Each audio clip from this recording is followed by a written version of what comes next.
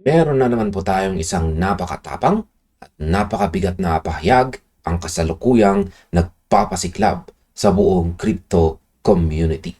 Kung saan ay meron pong isang kilalang crypto pundit na si Remy Relief X ang naglabas ng isang timeline na nagdulot ng kilabot at matinding usapan. Ang sabi niya, ang darating para kay XRP ang siyang magpapaiyak sa mga seryosong lalaki. Ayan, ang kasaysayan ay malapit na daw pong isulat. Kaya napakatindi. Sabi po sa title ng ating balita dito kay Times Tabloid ay What's Coming for XRP Will Make Grown Men Cry. History is about to be made. Yan, sa title pa lang ay napakatindi na. Hindi po ito ang karaniwang hype na narinig natin araw-araw. Ang pinag-uusapan po natin dito ay isang detalyadong 5-month outlook na magbabago sa kapalaran ng mga investors na may sapat na pasensya. Ayon po sa kanyang pagsusuri, ang mga buwan ng May at saka June na kinatatayuan natin ngayon ay ang simula pa lamang ng isang dambuhalang cycle. Ito po ang tinatawag na the foundation stage. Pero ang tunay na pagsabog, ito po yung yugto o phase kung saan marami ang magsisisi dahil hindi sila nakapag-ipon ay magaganap sa mga buwan ng July at saka August. Kaya sa video na ito, pag-uusapan po natin ang buong logic sa likod ng pahayag na ito. Titignan natin kung bakit ang pagkakataon ng kahit 1,000 XRP lang ay sinasabing sapat na para baguhin ang takbo ng ating buhay. At maliban dyan ay kung paano ka dapat maghanda sa paparating na bagyo ng manipulation. At bago po tayo magpatuloy ay i-check lamang po muna natin saglit ang presyo dito na XRP sa kanyang daily chart time frame. Ayan, naglalaro po siya sa presyong 1.3374 at the time of recording ng video na ito, kung saan ay nakikita natin na bumubo po siya ng malaking bearish candlestick. Gaya ng sabi ko sa nakalipas na technical analysis natin is mas mataas po ang chances na magpapatuloy po sa pagbagsak ang galawan o ang trend nitong CXRP kasi napaka-bearish po talaga ng ating signal. Kaya ayan, bumabagsak na po siya at mataas ang posibilidad na patatamaan niya ngayon or sa mga paparating na araw ang 1.3211 na major support natin dito. Silipin naman po natin saglit si Bitcoin. Ganon din po itong si Bitcoin kung saan ay bumubuo na rin po siya ng isang bearish candlestick. Kaya sa madaling salita, si Bitcoin ang parang humahatak sa buong crypto market na bumagsak. Kaya ang halos kitang-kita natin dito na halos lahat ng ating mga paboritong mga cryptocurrencies ay nagpapakita ng kulay red na pagbabago sa kanilang presyo. At ayan, balikan po natin ang ating balita dito. Ayan po ang aktual na post dito ni The Real Remy Relief. Yan, o Remy Relief X. Ayan. Suriin po natin ng malalim ang timeline na ibinigay po ng pundit na ito. Hinatin niya ang susunod na 5 buwan sa 3 magkakaibang yugto ng emosyon at saka presyo. Ang unang yugto ay ang May at saka June. Ito po ang panahon ng quiet accumulation at dahan-dahang pag-akyat. Ulitin ko, ito ang panahon ng quiet accumulation. Yan. Ito po yung phase kung saan ang karamihan sa mga retail traders ay naiinip. Sinasabi nila na stable coin sa XRP dahil tila hindi ito gumagalaw habang ang ibang meme coins ay nagpa-pump. Pero, ayon po sa ating balita dito, ito daw ang tinatawag na calm before the storm. Ang ikalawang yugto naman ay ang July at ang August. Ayan, nandito po. Ito po yung una na phase. At ngayon ay ito naman ang ikalawang phase, ang July at saka August. Ito ang inilalarawan bilang explosive periods. Dito umano makikita ang mga dambuhalang green candles na hindi pa nasasaksihan sa kasaysayan ng crypto. Ito ang panahon para sa agresibong profit taking para sa mga nakabili sa ilalim.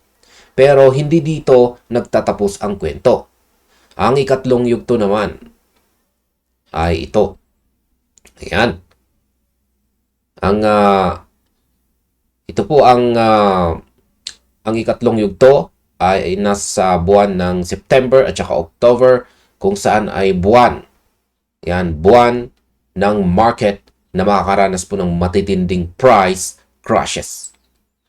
Yan, sa aking opinion, dahil ang crypto market po ay hindi gumagalaw sa isang tuwid na linya.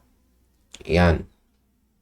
Hindi po gumagalaw ang crypto market sa diretsong linya. Gumagalaw ito sa pamamagitan ng mga cycle ng emotion. Yan, cycle of emotions ng mga tao. Isipin po natin mga crypto ang isang malaking gold rush. Bago makarating ang mga tao sa bundok kung saan naroon ang ginto, may mga buwan ng paghahanda kung saan pinagtatawanan sila ng kanilang mga kapitbahay dahil nag-aaksaya po sila ng panahon sa pag-ipon ng mga kagamitan. Iyan ang May at saka June natin. Ang July at August naman ang sandali kung saan natagpuan na ang ginto. Lahat ay gustong sumali. Lahat ay nagka-FOMO o fear of missing out at ang presyo ng bawat piraso ng lupa ay umaabot na sa langit. Pero kung hindi ka marunong magbenta sa peak ng July at saka August, sasaluhin mo ang bagsak ng September at saka October, kung saan ang mga latecomers ay tuluyang maiiwan sa ere habang ang presyo ay bumubulusok pababa. Kaya masasabi ko rito ay ang roadmap na ito ay isang babala ng tagumpay sa crypto ay hindi lang tungkol sa pagbili. Ito po ay tungkol sa timing at saka emotional control. Kung alam mo na ang July at saka August ay pwedeng maging explosive, ang trabaho mo ngayon sa May at saka June ay hindi po magpanik, kundi ang patuloy na maglatag ng iyong plano ng tahimik. Ayan, pag-usapan naman po natin ang tungkol sa teorya. Yan, ang teorya po ng 1,000 XRP at ang pagiging milyonaryo. Isa po sa pinakamainit at pinagdedebatihang pahayag sa balitang ito ay ang ideya na ang paghawak ng 1,000 XRP lamang ay sapat na para gawin kang isang milyonaryo sa hinarap. Sa kasalukuyang presyo ng market, ang 1,000 XRP ay napakamura pa at kayang-kayang abutin ng isang ordinaryong tao. Kaya naman kapag may lumalabas na ganitong prediction, marami ang nagtataas ng kilay at nagsasabing ito ay imposible. Upang maabot ang katayuang milyonaryo gamit po ang 1,000 XRP, ang presyo ng bawat isang token ay kailangang umakyat sa hindi kapani-paniwalang halaga gaya po ng bulong tungkol sa $1,000 bawat XRP. Yan, highlight lamang po natin ito. Ayan. Tinanong pa dito ang isang ex-user dito na si Natio J kung maaari bang manatiling stable ang presyo kapag umabot na ito sa ganoong kataas na valuation. Ang sagot po ay nakasalalay sa konsepto ng widespread adoption. Ang masasabi ko naman dito ay paano ba natin dapat tignan ang teoryang ito nang walang emosyon? Siyempre, gamitin natin ang halimbawa ng isang toll gate sa isang dambuhalang highway. Isipin po natin na si XRP ay hindi lang isang simpleng coin na binibili mo para ibenta sa mas mataas na halaga. Ang XRP Ledger ay ang highway ng buong global finance, kung saan bilyong-bilyong dolyar ng mga central banks at malalaking institutions ang dumadaan araw-araw para sa kanilang cross-border payments. Ang bawat transaction na dumadaan sa highway na ito ay nangangailangan ng XRP bilang toll fee o langis para gumana ang system. Ang buong mundo, kasama na po ang mga Bitcoin, Ethereum, Solana at lalo na ang mga stablecoins ay gagamit ng highway na ito.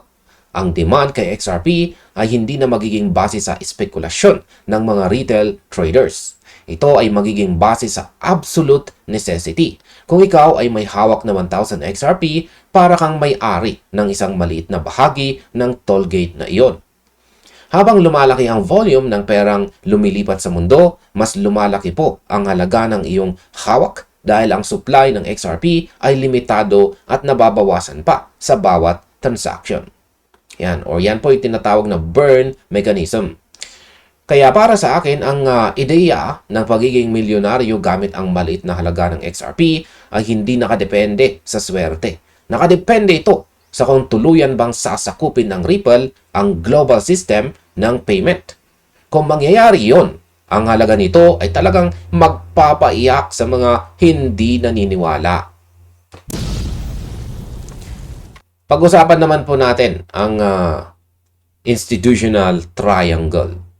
Yan, ang adoption po ng XRP, XLM at mga iba pa.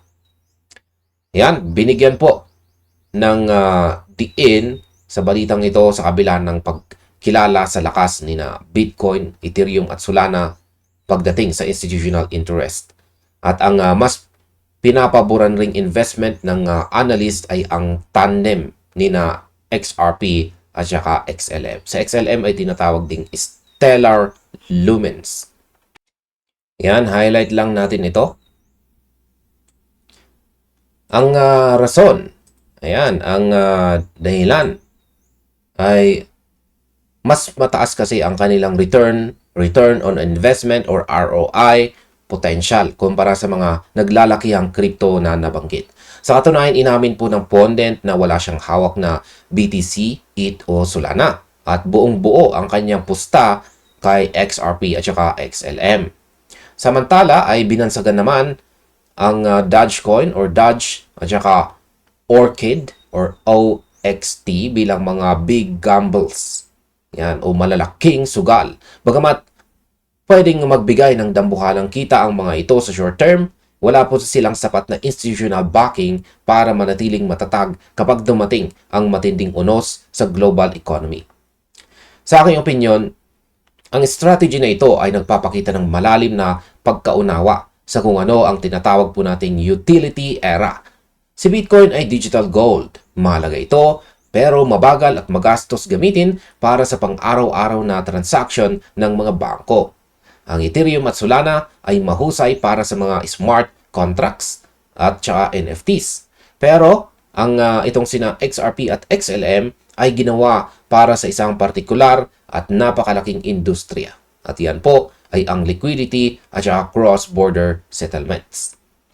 Sa aking pananaw sa pagpili kay XRP at saka XLM kaysa kay Bitcoin at usapin ng leverage, kung si Bitcoin ay nasa libo-libong dolyar na ngayon, ang potential po nito na mag 10 times o mag 100 times ay mas mahirap kumpara sa isang asset na nasa mababang halaga pa pero may hawak na trillion-dollar utility. Ang mga institution ay hindi po tanga. Kapag pumasok sila sa market, naghahanap sila ng kahusayan. Yan po ang mabilis na transaction, mababang bayad at regulatory clarity. Sa XRP po ang tanging asset na may ganitong uri ng legal na proteksyon at infrastructure ngayon pong taong 2026. Ang pag-iwas po sa mga gambles gaya ni Dogecoin habang pinalalakas ang posisyon ni XRP ay isa pong seryosong desisyon para sa mga taong ang target ay pangmatagalang yaman, hindi lang panggasolina ngayong linggo. Pag-usapan naman po natin ang matinding manipulation at ang whale shakeout. Dito na papasok ang bahagi na posibleng magpapaiyak sa marami. Yan. Nagbabala po ang Pondent dito na bago maabot na XRP ang mga matataas na presyong ito, makakaranas muna ang market ng matitinding price swings at manipulation. Ang mga malalaking players o ang tinatawag po nating whales at institution ay may isang malinaw na strategy. At yan po ay ang pilitin na ibaba ang presyo ng paulit-ulit. Ngayon ay bakit nila ito gagawin kung sila mismo ay bullish kay XRP? Ang layunin lamang po ay simple mga ka-crypto. Yan po ay ang takutin at i-shake out ang mga real investors. Gusto nilang sumuko ka, mag-panic sell ka at ibenta mo ang iyong XRP sa murang halaga para sila ang makasalo nito. Ang cycle na ito ay biglang aakyat, biglang babagsak ng marahas at muling babangon at magpapatuloy hanggang sa maubos ang supply sa kamay ng publiko at mapunta ang lahat sa mga institutional vaults. Sa aking opinyon, ito po ang pinakamalagang aral na dapat matutunan ng bawat isa sa atin. Ang market ng cryptocurrency ay parang isang salaan ng bigas. Kapag niyanig ang mga whales ang salaan sa pamamagitan ng pagpapabagsak ng presyo ng 20% o 30% sa loob lang ng ilang oras, ang mga magaang na butil o ito po yung mga retail investors na walang sapat na kaalaman at emosyonal na tibay ang siyang unang tatalsik palabas. Sila ang mga magpapanic sell dahil sa takot na mawalan ng pera. Ang maiiwan lang sa salaan ay ang mga mabibigat na butil. Ito po yung mga investors na alam ang tunay na halaga ng kanilang hawak.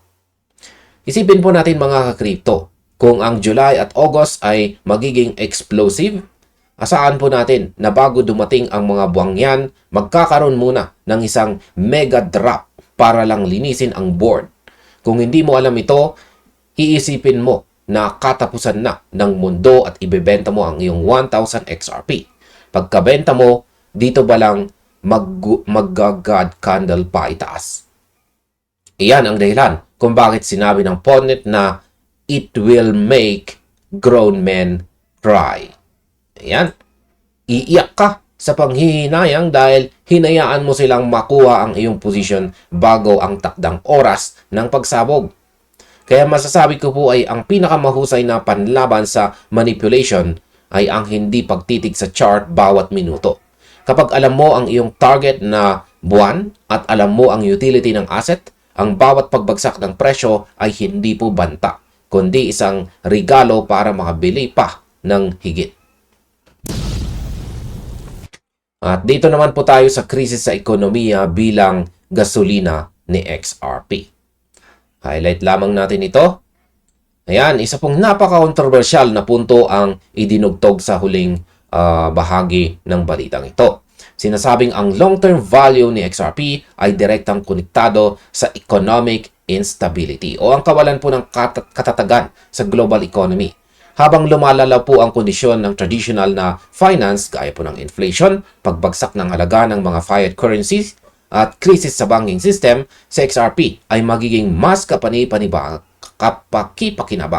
Sa ganitong uri ng kapaligiran, ang presyo po ng XRP ay mananatiling mataas dahil ang mga ordinaryong tao ay wala ng sapat na disposable income o labis na pera para patuloy na makabili at makapag-ipon ng asset.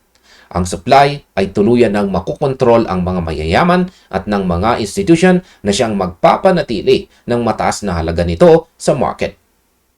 Sa aking opinyon, ang teoryang ito ay medyo may kabigatan, pero may malalim na katotohanan. Ang kasalukuyang sistema ng finance sa mundo ay luma na, mabagal at puno ng utang. Kapag ang isang tulay ay malapit na pong bumagsak, ang mga tao ay naghahanap ng bagong rota o daan. Ang Ripple at si XRP ay itinayo para maging bagong digital infrastructure kung sakaling magkaroon ng malawakang pagbago sa global monetary system. Ngayon, kung darating po ang panahon na ang inflation ay sobrang taas na at ang pera ng ordinaryong mamamayan ay sapat na lamang para sa pagkain at kuryente, ang kakayahan ng retail na bumili ng crypto ay mawawala. Ang matitira na lang sa market ay ang mga institutional giants na may bilyong-bilyong dolyar na kailangang iligtas mula sa bumabagsak na fiat currency. Dito magkakaroon ng scarcity o kakulangan sa supply. Kung ikaw ay nakapag-ipon na ngayon ng iyong 1,000 XRP habang may disposable income ka pa, ang iyong position ay magiging isang generational asset. Ibig sabihin, hawak mo ang isang bagay na hindi kayang bilhin ng iba sa hinaharap. Kaya masasabi ko po rito, ang pag-iipon ng XRP ngayon ay hindi lang simpleng pagtangkilik sa kripto. Ito po ay isang uri ng financial insurance laban sa kawalan ng katiyakan sa ekonomiya ng mundo. At ayan sa kabuuan, ang 5-month roadmap dito na inilatag para kay XRP ay isa pong malakas na gising. Yan, or pambangon para sa ating lahat. Ang buwan po ng May at saka June, ang ating panahong maghanda. Ang July at saka August ang posibleng maging entablado ng kasaysayan. At ang mga susunod na buwan ang siyang magpapakita kung sino ang tunay na may matibay na paninindigan. Ang kwento ng XRP at saka XLM laban sa traditional na mga crypto, ang babala ng whale shakeout, at ang koneksyon nito sa global economy ay nagtuturo po sa atin ng isang bagay. At yan po ay ang tunay na kayamanan sa crypto space ay hindi ibinibigay sa mga taong nagmamadali. Ibinibigay ito sa mga taong kayang tiisin ang hirap ng manipulation at panatilihin ang kanilang mga posisyon habang ang lahat sa paligid nila ay nagpapanik.